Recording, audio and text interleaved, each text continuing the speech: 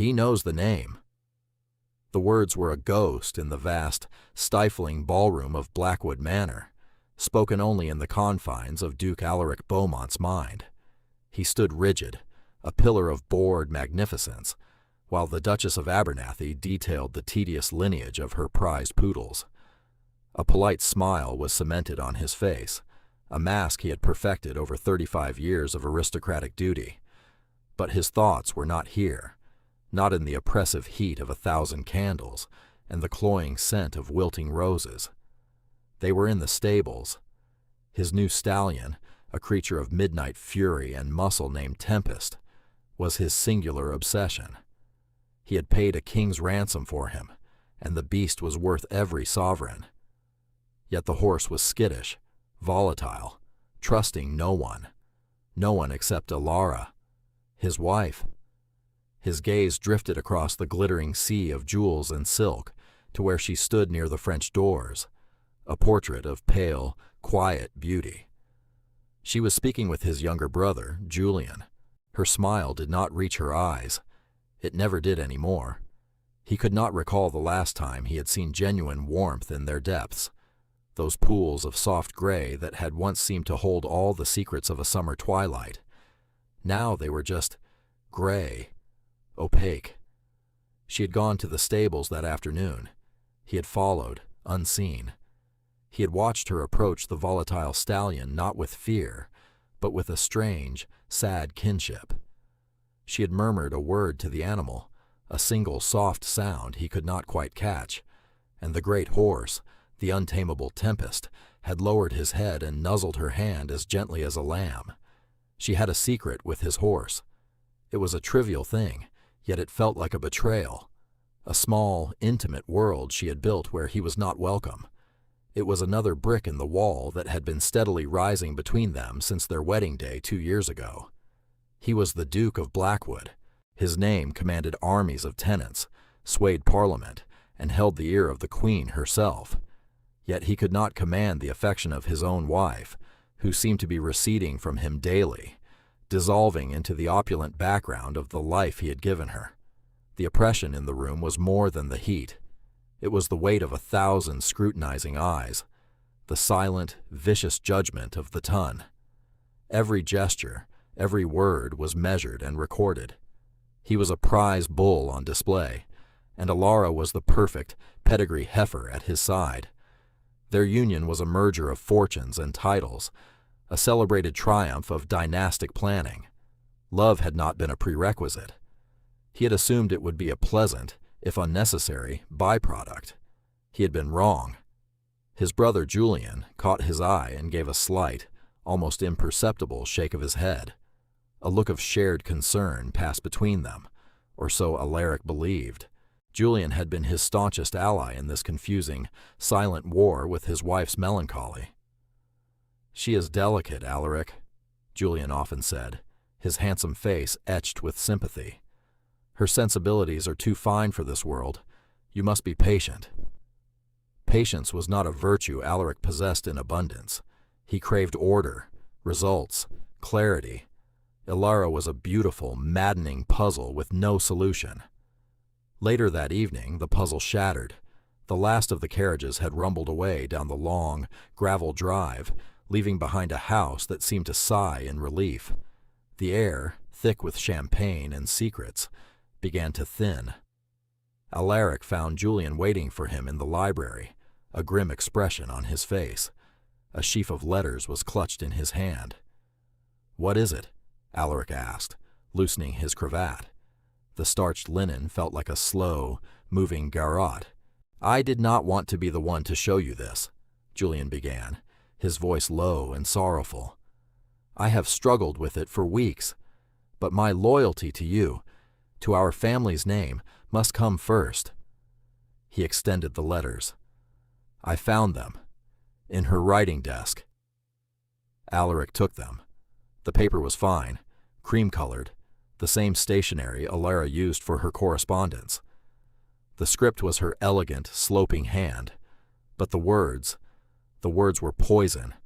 They were love letters, passionate, desperate letters addressed to my dearest cousin Philip. They spoke of a stifling marriage, of a cold and unfeeling husband. They spoke of stolen moments and a desperate longing for escape. The world tilted. The air in his lungs turned to glass shards. A cousin? He racked his brain. Alara had no cousin named Philip. I made inquiries, Julian said softly, as if reading his mind. Discreetly, he is a distant relation, I believe, of no consequence. It seems their attachment predates your marriage. Alaric read a line, then another. He sees me as another of his possessions, another flawless jewel for his ducal crown. He has no idea of the heart that beats in my chest, a heart that beats only for you. The coldness that had been a creeping frost in his marriage became a glacier, freezing his blood, his reason. Every quiet moment of Alara's sadness, every withdrawn look, every polite refusal of his touch, it all reconfigured itself in his mind, shifting from a portrait of melancholy to one of deceit. She was not sad. She was pining for another man, while living under his roof, bearing his name. The humiliation was a physical blow, knocking the air from his chest. He, the Duke of Blackwood, a cuckold, a fool pitied by his own wife. The sympathy in his brother's eyes was now an unbearable insult. He did not question the letters. He did not doubt his brother. The evidence seemed too perfect, too complete. It explained everything. He stormed from the library, the letters clutched in a fist so tight his knuckles were white. He found her in her chambers, still in her ball gown of silver silk. She was standing by the window, looking out at the moonlit gardens. She looked ethereal, untouchable, a liar. "What is this?" he snarled, throwing the letters onto her dressing table. They scattered across the polished wood like dead leaves. Alara turned, her expression one of confusion. She picked one up, her eyes scanning the page. The color drained from her face. She looked from the letter to him, her mouth slightly agape. "Alaric? What is the meaning of this? I did not write this. Do not lie to me." The roar came from a place of deep, wounded pride. "Do you take me for a complete fool? It is your hand, your stationery, your pathetic, pining words."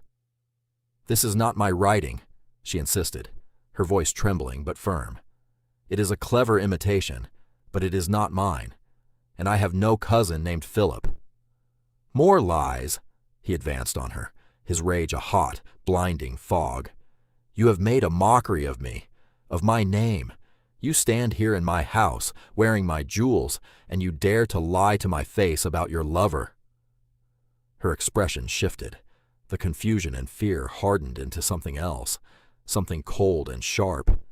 The last flicker of warmth in her gray eyes was extinguished, leaving behind chips of flint. She saw him then, truly saw him, not as a husband, but as an accuser, a judge, a stranger. She saw the sneering contempt on his face, the absolute, unwavering belief in her guilt. And in that moment, something inside her broke, or perhaps it was healed.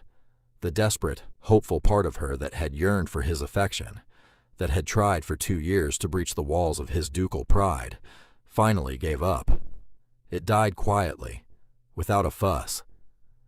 "Believe what you will," she said, her voice devoid of all emotion. It was the voice one might use to comment on the weather. "It seems you already have." Her calmness infuriated him more than tears or denials would have. It was the calmness of indifference. He had lost her so completely, he could not even wound her anymore.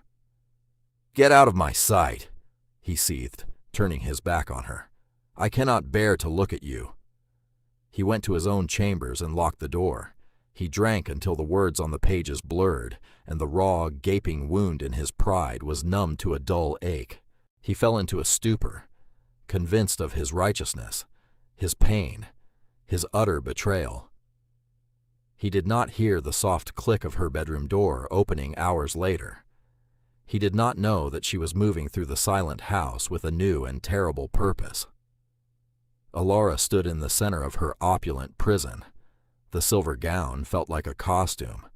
The diamond necklace at her throat, a gift from him, was a collar. She methodically stripped it all away. She unclasped the necklace and let it fall to the carpet. The earrings followed. She stepped out of the silk gown and let it pool at her feet. She dressed in the simplest, darkest traveling dress she owned, a servant's dress almost, made of sturdy wool. She went to her jewelry box, a magnificent creation of inlaid rosewood, and opened it. Sapphires, diamonds, emeralds, a fortune that could buy a small country. She looked at them with dead eyes. They were not hers. They were props. She closed the lid. She went to her writing desk and pulled out a small, hidden purse. Over the past year, feeling the growing chill in her marriage, she had begun to save small amounts from her personal allowance, a squirrel's hoard against a winter she had not known would be this cruel. It was not much, £100 perhaps, enough to disappear. Her hand hovered over the desk. Then, with a slow, deliberate movement, she twisted the simple gold wedding band from her finger. It had felt heavy for months. Now it felt like nothing. It left a pale, naked indentation on her skin. She walked through the sleeping manor, a ghost in her own home. She went to the library, the scene of her condemnation. A decanter of brandy sat on a table, nearly empty. He had judged, sentenced, and executed her in his mind, and then sought solace in a bottle. She walked to his vast, imposing desk, the place where he governed his empire of land and finance. She placed the gold band in the very center of the leather desktop, directly in his line of sight. It was a small, gleaming circle of gold, an O, a zero, the sum of their marriage. That was her only goodbye. She slipped out a side door, melting into the pre-dawn mist that clung to the gardens of Blackwood. She did not look back. There was nothing to look back for. The woman who had been the Duchess of Blackwood was gone, left behind with the jewels and the lies. The woman who walked away was someone new, someone forged in the cold fire of betrayal. She was just Alara, and she was free. Weeks later, huddled in a drafty room in a cheap boarding house in a northern port town, the nausea she had been blaming on bad food and anxiety became undeniable. A visit to a local midwife confirmed it. She was with child, his child. A wave of despair so profound it was almost blackness threatened to pull her under. But then, a new feeling rose to meet it, fierce and sharp as a blade, a protective instinct. This was not his child. This was her child, a part of her that he could not touch, could not own, could not accuse. This child would not be a duke or a lady. This child would be loved. That was the moment Alara truly began to live. Her survival was no longer just for herself. It was for the tiny, secret life growing within her. 5 years passed. 5 years that felt like a lifetime. The soft hands of the Duchess of Blackwood were gone, replaced by hands that were chapped, calloused, and strong. Alara, now known to the world as Ellie, had found her way to a remote corner of the moors, a place of wind and stone and sky. She had stumbled upon a small, struggling sheep farm owned by an elderly couple, the Gables. She had offered to work for her board and a pittance of a wage. They had seen the desperation in her eyes and the quiet strength beneath it, and they had agreed.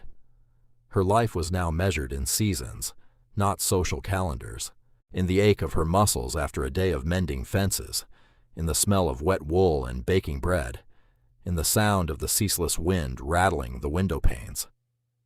The grandeur of Blackwood Manor was a distant, hazy dream. This was real. The damp chill that seeped through the stone walls was real. The warmth of the kitchen fire was real. And Thomas was real. Her son was the sun around which her entire universe now revolved. He was a bright, curious boy with a mop of dark hair, and eyes the exact shade of a stormy sky. Alaric's eyes. It was a daily, painful reminder, but one she had learned to bear. Thomas knew nothing of dukes or manors. His world was the rolling expanse of the moor, the bleating of sheep, and the steadfast love of his mother. He was happy. That was all that mattered. Mrs. Gable had become a surrogate mother to her, a woman of quiet wisdom and immense kindness. She never asked about Ellie's past. She simply accepted her, and later, the baby who arrived in the dead of winter, delivered by Mrs. Gable herself in their small, clean bedroom. Alara had built a life here, a small, fragile fortress of peace. But she knew it was built on a lie. She lived in constant, low-grade fear of discovery. Every passing carriage on the distant road, every stranger asking for directions, sent a jolt of anxiety through her. Meanwhile, at Blackwood Manor, Alaric was living in a different kind of prison. It was a prison of silence and regret. After Alara's disappearance, there had been a scandal, of course. Whispers followed him everywhere. The official story, concocted by Julian, was that the Duchess's delicate health had required her to retire to a private sanatorium in Switzerland. It was a plausible lie, and society, eager for the next drama, eventually moved on. But Alaric could not move on. The manor, once a symbol of his power, was now a hollow, echoing mausoleum.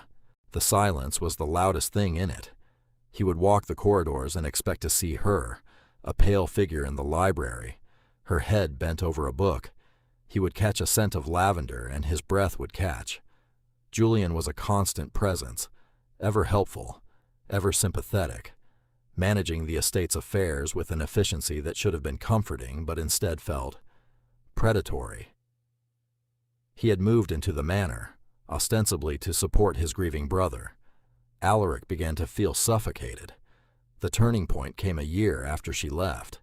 He was in his study, sitting at his desk, when his gaze fell upon the small wooden box where he kept her wedding ring. He opened it and stared at the simple gold band. He remembered the day she had left it there. He had found it after waking from his drunken stupor, a cold, damning indictment. Next to the box lay the forged letters, which he had kept locked away. He took them out, driven by some masochistic impulse. He read them again, but this time without the blinding rage.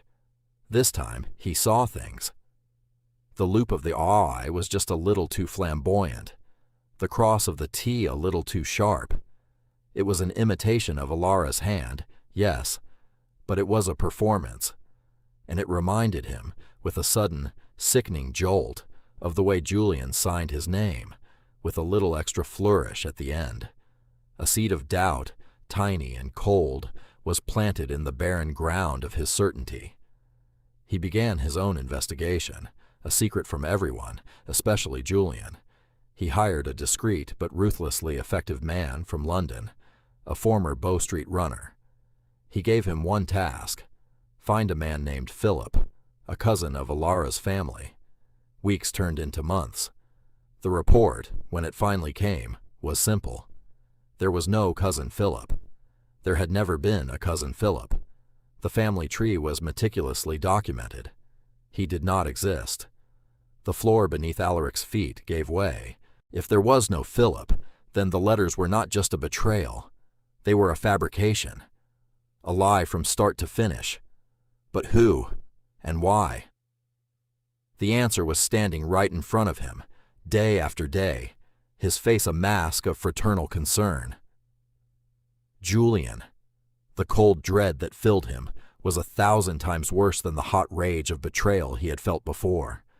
This was the chilling horror of realizing he had been a puppet.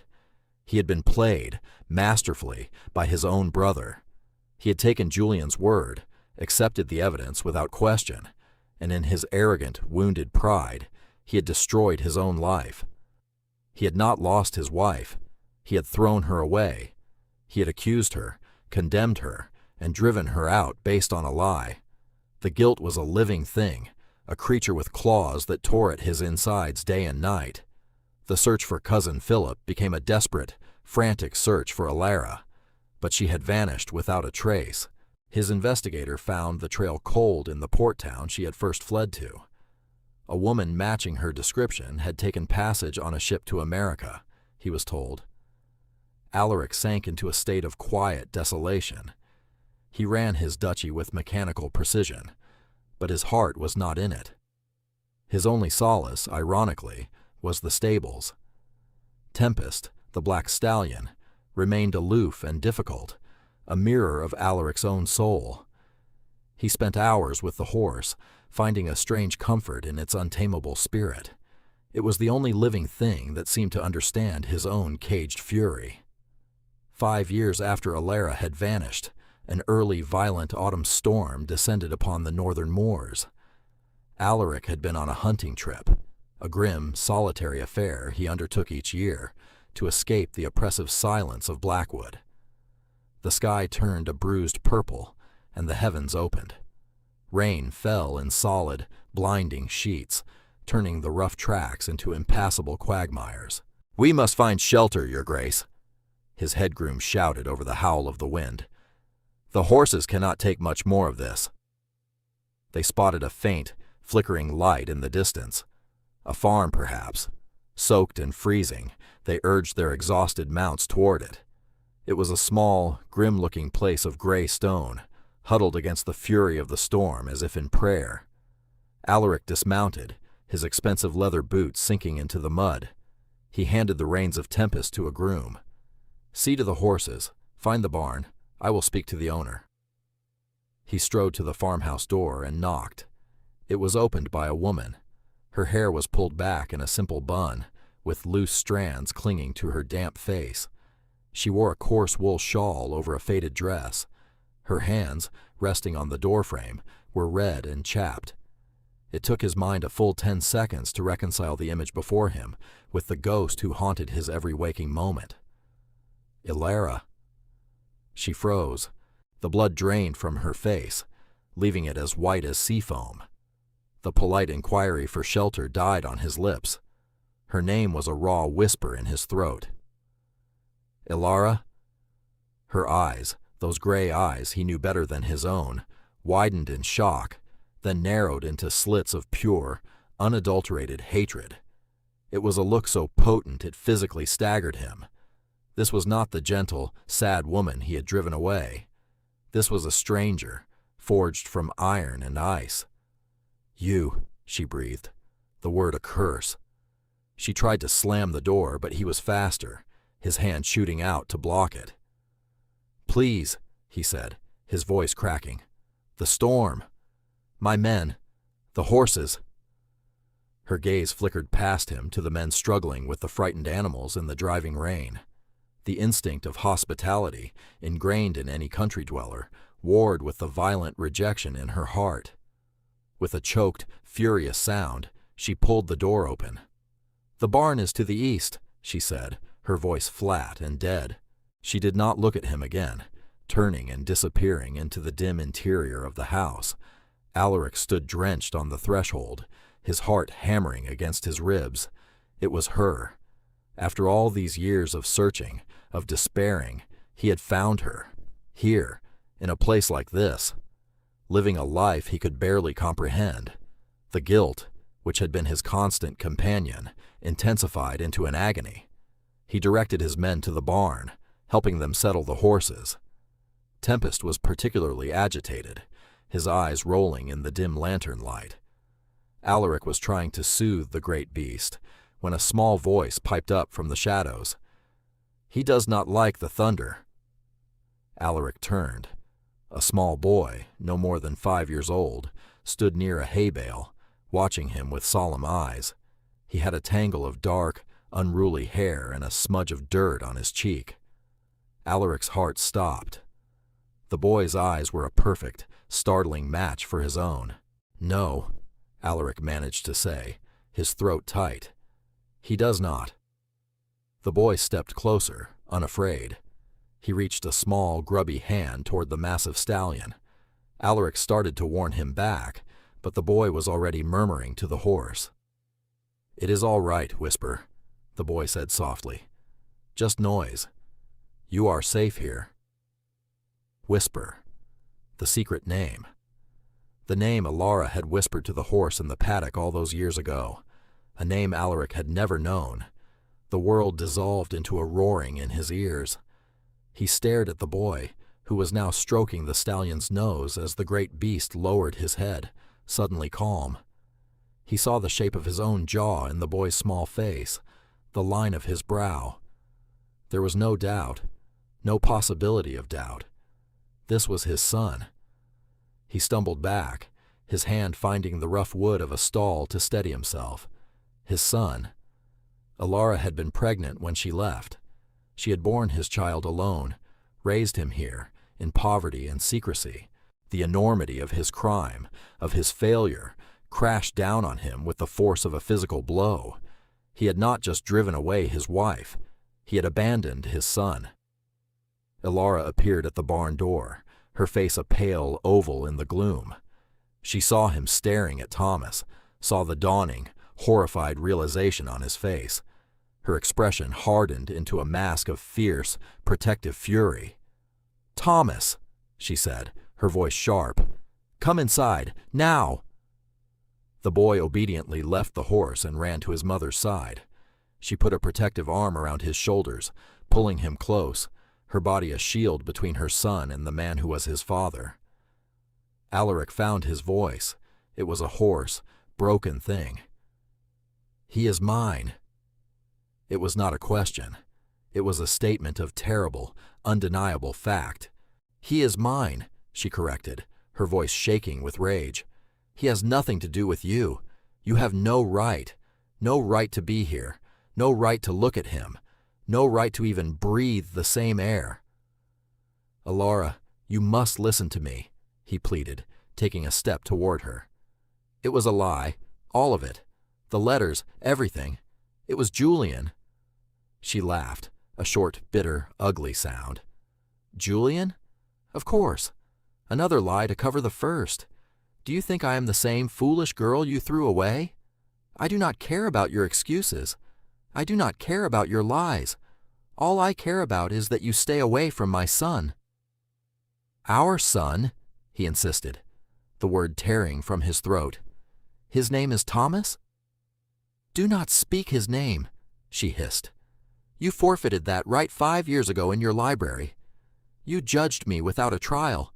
You believed the worst of me without a moment's hesitation. That is all I need to know about you. Now get out." "I cannot," he said, his own desperation rising. "I will not leave you again, not now that I have found you." "You have found nothing," she said, her voice dropping to a low, dangerous whisper as she pulled Thomas tighter against her side. "This is my life. This is my home. You are a ghost, a bad dream, and when the storm passes, you will be gone." She turned and marched back to the house, the boy glancing back at him with wide, confused eyes. Alaric was left alone in the barn, with the scent of rain and hay and the crushing, suffocating weight of his own monumental failure. The storm outside was nothing compared to the one that had just broken inside him. He had found them, but he had lost them all over again. The storm passed with the dawn, leaving behind a world washed clean and glittering. Alaric's men were relieved, eager to be on their way. Alaric was not. "You will return to Blackwood," he told his head groom, his voice raw. "All of you. Take the horses." "But, Your Grace," the man began, bewildered. "That is an order," Alaric said, his tone leaving no room for argument. "Leave me one mount, a pack horse, nothing more." He watched them go, a small, puzzled procession winding its way back toward the world he no longer felt a part of. He kept only a sturdy gelding, not his prized hunter. He was no longer a duke on a hunting trip. He was a penitent. He walked from the Gable farm to the nearest village, a small, dreary collection of stone cottages a few miles down the road. He took a room at the local inn. It was small, cold, and smelled of stale ale and damp wool. The bed was lumpy. The water for washing was cold. It was perfect. It was a fraction of the discomfort Alara must have endured for 2,000 days and nights. He did not immediately return to the farm. He respected her command to stay away, at least for now, Instead, he sent a rider, the fastest he could find, with 2 urgent messages. The first was to his investigator in London, instructing him to gather every piece of evidence he had accumulated against Julian, the analysis of the forged letters, the proof that Cousin Philip never existed, and most importantly, to find the scribe who had actually penned the forgeries. He offered a reward that would ensure the man's full cooperation. He ordered the investigator to bring it all, in person, to this miserable, forgotten village on the moor. The second message was to his solicitor, with instructions to begin the legal process of stripping Lord Julian of all titles and incomes granted to him by the duchy, and to have him formally banished from all Blackwood properties. There would be no quiet dismissal. There would be a reckoning. Then he waited, and he began his penance. He did not approach Alara with grand gestures or ducal pronouncements. He began with small things. He knew the Gables were elderly, and the farm was a struggle. He returned to the farm the next day, not as a duke, but as a man seeking work. Mr. Gable, a stooped man with kind eyes and a body worn down by labor, was shocked to find the grand gentleman from the storm-chopping firewood near his woodpile. "Your Grace, you cannot," the old man protested. "My name is Alaric," he said, not pausing in his work. The axe felt heavy and unfamiliar in his hands, but the clean bite of the blade into wood was satisfying. "And you look like you could use an extra hand." Alara saw him from the kitchen window. Her face was a storm cloud of fury and suspicion. She marched out, wiping her hands on her apron. "What do you think you are doing?" she demanded. "Helping," he said simply, meeting her gaze. "This is hard work for a man of Mr. Gable's years." "We do not need your help, or your charity." "It is not charity," he replied, setting the axe down. "It is labor. I will work for my board at the inn, nothing more." She stared at him, searching for the trick, the angle, the ducal arrogance she knew so well, but she could not find it. He just looked tired and determined. She said nothing more, turning on her heel and stalking back into the house. But she did not tell him to leave. It was a small, infinitesimal concession, but it felt like a victory. For days he followed this pattern. He rose at dawn in his cold room at the inn, walked the miles to the farm, and worked. He mended the dry stone walls that had crumbled in the storm, his soft gentleman's hands quickly becoming raw and blistered. He helped Mr. Gable with the dipping of the sheep, a foul, stinking job that left him exhausted and reeking. He did not complain. He simply worked. He saw Thomas from a distance. The boy watched him with a mixture of fear and fascination. Alaric never approached him directly, never pushed. He knew that Alara's trust was a wall he had to dismantle stone by stone, and her son was at the very heart of it. One afternoon, he was sitting on a low stone wall, attempting to carve a piece of wood with his pocket knife, his hands clumsy and unpracticed. Thomas approached him cautiously, his ever-present curiosity winning out over his mother's warnings. "What are you making?" the boy asked. Alaric looked up, his heart aching at the sight of him. "I am trying to make a bird," he said, holding up the misshapen lump of wood. Thomas giggled. "It doesn't look like a bird." "No," Alaric agreed with a wry smile. "It does not. I am not very good at it." He held out the knife and a fresh piece of wood. "Perhaps you could show me." He was careful to hold the knife by the blade, offering the handle to the boy. Thomas took it, his small hands surprisingly deft. He had clearly done this before. Alaric watched, his breath held, as his son began to shave away small, precise curls of wood. Alara came out of the house and froze, seeing them together. She started to call out, to separate them, but something stopped her. It was the look on Alaric's face.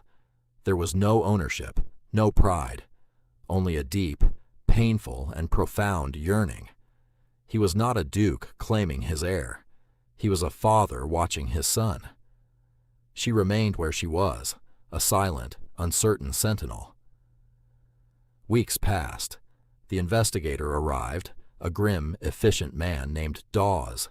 He brought with him a sheaf of documents and a signed, sworn confession from a disgraced scribe in London. The man admitted to having been paid a handsome sum by Lord Julian Beaumont to forge a series of letters in a lady's hand.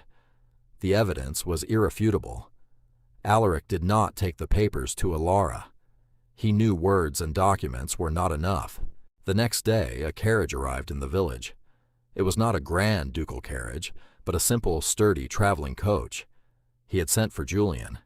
He had his confrontation not in private, but in the common room of the inn, with a dozen local farmers and merchants as witnesses. Julian swaggered in, his face a mixture of confusion and annoyance. "Alaric, what is the meaning of this?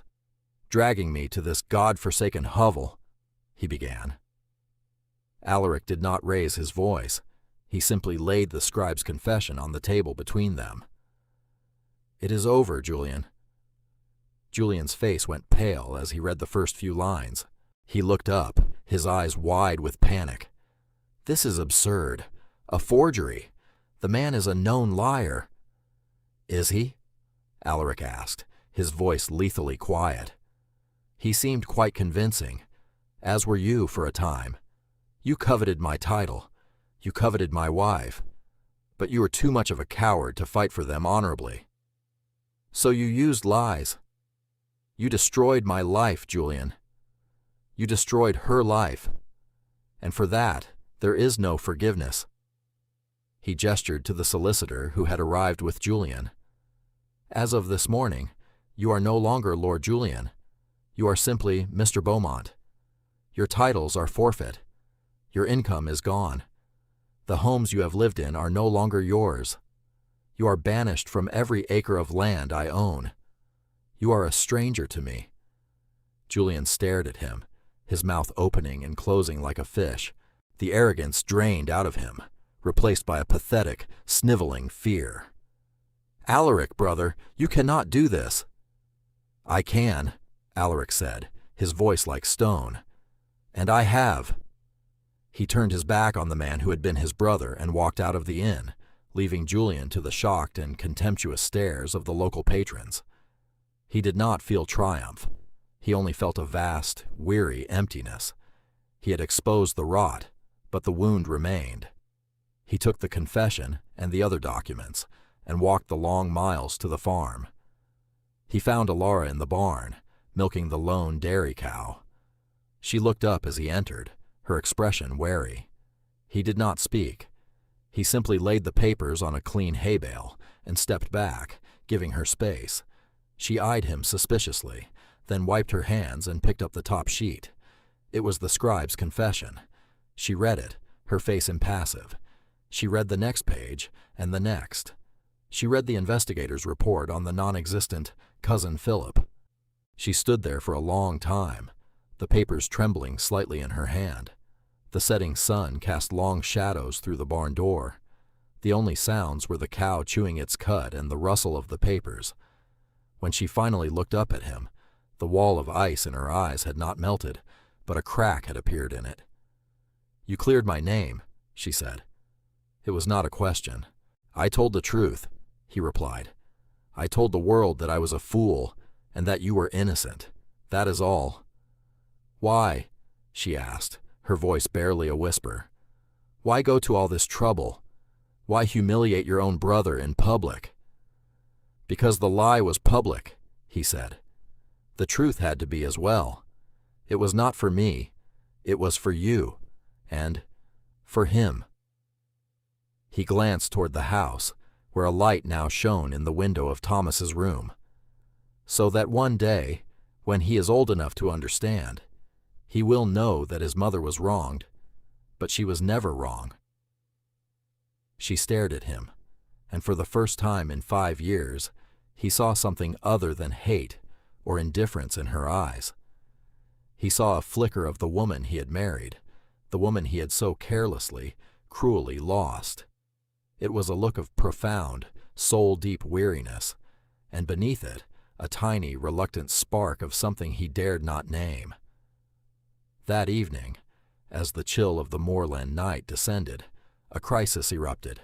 Thomas, who had been running in the yard, tripped and fell hard on the uneven stone path. A sharp cry of pain cut through the quiet air. Both Alara and Alaric reacted instantly. She burst from the farmhouse. He dropped the pail he was carrying and sprinted from the barn. They reached the crying boy at the same moment. He had a nasty gash on his knee, deep and bleeding freely onto the stones. "Oh, my baby," Alara cried, kneeling beside him. Alaric knelt on the other side. "Let me see." His voice was calm, authoritative. He gently took the boy's leg, his touch surprisingly sure. "It is deep. It needs to be cleaned properly." As he examined the wound, his hand brushed against Alara's. She was trying to soothe Thomas, stroking his hair, her own hands trembling. For a brief second, their fingers interlaced over their son's small, shaking body. A jolt, potent and familiar, passed between them. It was a spark of shared memory, of shared concern, of a life that had once been.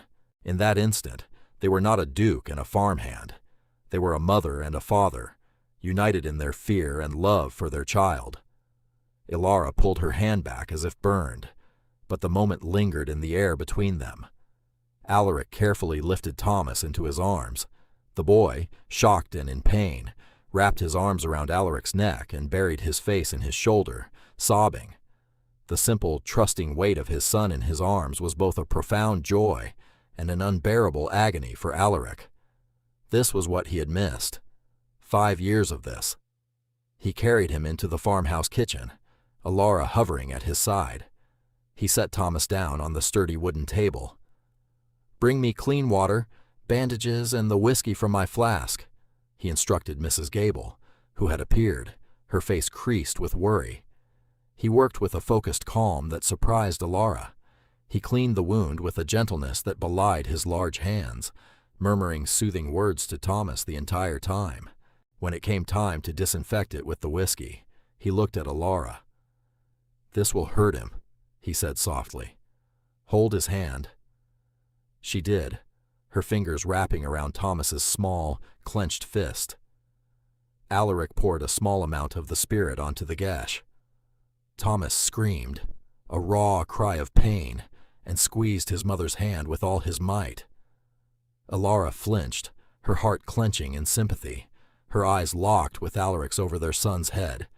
They were in it together. The shared pain, the shared duty.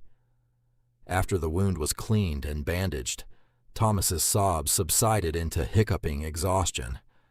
Alara lifted him and held him close, rocking him gently. Alaric stood back, his role complete. He looked out of place in the small, warm kitchen, a large, dark figure amidst the homey clutter. He had done what was necessary, and now he was an intruder again. "Thank you," Alara said, her voice low. She did not look at him. He simply nodded and retreated from the house, back into the cold and the dark. Later that night, long after the house was quiet, Alara sat by the dying embers of the kitchen fire. Thomas was sleeping soundly, the worst of his ordeal over. She held the packet of papers Alaric had given her, the proof of his penance. She had read them a dozen times. She thought of the man who had chopped wood until his hands bled, the man who had faced down his own brother to clear her name, the man who had just knelt on the dirt floor and tended to her son with such gentle competence.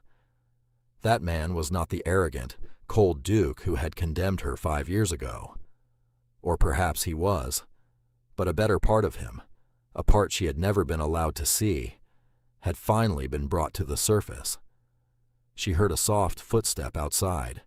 He was still there, sitting on the bench outside the door, keeping a silent vigil. She rose, her heart beating a slow, heavy rhythm. She took a deep breath, a breath that felt like the first she had taken in 5 years, and opened the door. He looked up, his face stark and shadowed in the moonlight. "I believe you," she said. The words were quiet, but they landed with the force of a thunderclap in the silent night. He stared at her, his expression one of profound, stunned relief. He seemed to shrink, the rigid posture he always maintained dissolving as he exhaled a breath he seemed to have been holding for years. "Ilara," he whispered, her name a prayer. "It does not fix what happened," she continued, her voice gaining strength. "It doesn't erase the years, the fear, the loneliness, but I believe you did not know. I believe you were deceived." It was not a surrender. It was a choice, a conscious, deliberate decision to lay down the weapon of her bitterness, not for his sake, but for hers, and for Thomas's. She could not raise her son in the shadow of a hatred that would poison them both. "What happens now?" he asked, his voice hoarse. "I do not know," she admitted honestly. She looked back at her small, safe world, the warm kitchen, the sleeping child. Then she looked at him, the representative of a world of power and pain she had fled. "But you can come inside. The night is cold." It was the beginning, not of a return to the past, but the start of something entirely new. He did not move back into the farmhouse, but he no longer worked as a hired hand. He was simply Alaric. He spent his days with Thomas, with Ilara's cautious permission. He taught the boy to fish in the Moorland streams. He told him stories not of dukes and battles, but of constellations and migrating birds. He was not claiming his heir. He was getting to know his son. He courted Ilara again, not with jewels or gowns, but with patience. He would sit with her in the evenings while she mended clothes, sometimes talking, sometimes in a comfortable silence that was more intimate than any conversation they had shared in their first marriage. He learned about her life on the farm, about the harshness and the beauty of it. He saw the incredible strength and resilience she had forged in the crucible of her exile. He fell in love with her, not with the idea of her, not with the beautiful Duchess, but with the real, formidable woman she had become. One evening, weeks later, he came to her with a small, familiar object in his palm, her wedding ring. "I have carried this with me every day for 5 years," he said, his voice thick with emotion. "It was my penance, my reminder of what I lost." He did not try to put it on her finger. He simply held it out to her. "Blackwood is empty without you. It is a house, not a home. Thomas should know his birthright, not for the title, but for the opportunities, the security, for a future I can give him." He finally looked her in the eye, his own stormy gaze full of a vulnerability she had never seen. "Come home, Ilara, not as my Duchess, but as my wife, my partner, my equal. Help me turn that house into a home for our son, and for us." She looked at the ring, the small gold band that had once symbolized a prison. Now it looked different. It looked like a choice, a future. She did not take it immediately. "On my terms," she said. "Any terms," he vowed. "The Gables come with us," she stated. "They will have a home at Blackwood for the rest of their days, and want for nothing. They saved my life, and they are Thomas's grandparents in all but blood." "Of course," he agreed without hesitation. "And I will not be a decorative hostess. I will be involved in the running of the estates, in the lives of the tenants.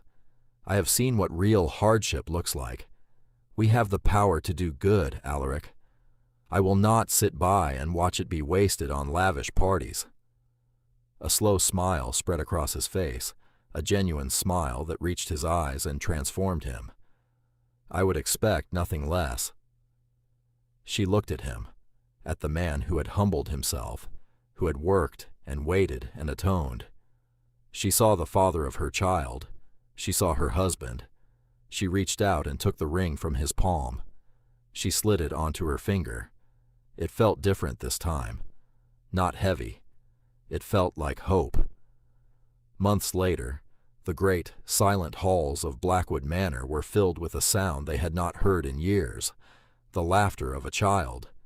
Thomas, now dressed in finely tailored clothes, but still possessing the wild spirit of the moors, chased a wooden bird across the priceless Aubusson carpet. Alaric was on the floor with him, his ducal dignity forgotten, making the noises of a squawking crow as Thomas collapsed in a fit of giggles. The room was filled with light and warmth. The oppressive, stifling atmosphere was gone, blown away as if by a fresh moorland wind. Alara stood in the doorway, watching them. A gentle smile played on her lips.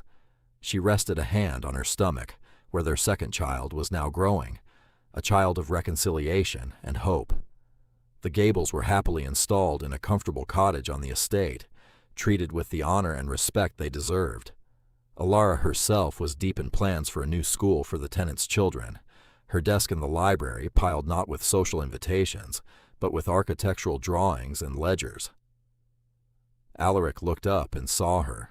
His smile deepened.